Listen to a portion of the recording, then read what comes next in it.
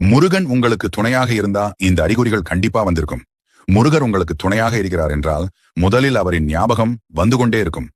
எதற்கெடுத்தாலும் முருகா முருகா என்றும் ஓம் சரவணபவ என்றும் கூறுவீர்கள். அவர் மீது அன்பு அதிகரித்துக் கொண்டே போகும்.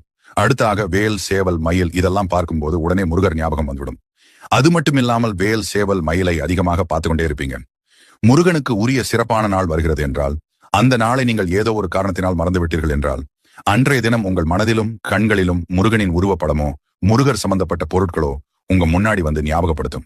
இது மாதிரி உங்களுக்கு நடந்திருக்கப்ப போய் காலண்டர் பாத்தீங்கன்னா அன்னைக்கு முருகருக்கு உகந்த நாளாக தான் இருக்கும்.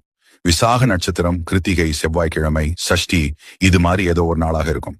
நீங்க ஒரு கஷ்டத்துல இருக்கும்போது உங்களுக்கு உதவி செய்ய ஒருத்தவங்க வருவாங்க. அவங்க பேர் கண்டிப்பா முருகன் பேர்கள் உள்ள ஒருத்தவங்களாகத்தான் இருப்பாங்க. அடுத்து மனசுக்குள்ள ஏதாவது ஒண்ணு போட்டு குழப்பிட்டு இப்ப நம்ம எடுத்திருக்கக்கூடிய இந்த முடிவு சரியா தப்பான்னு குழம்பி தவிக்கும்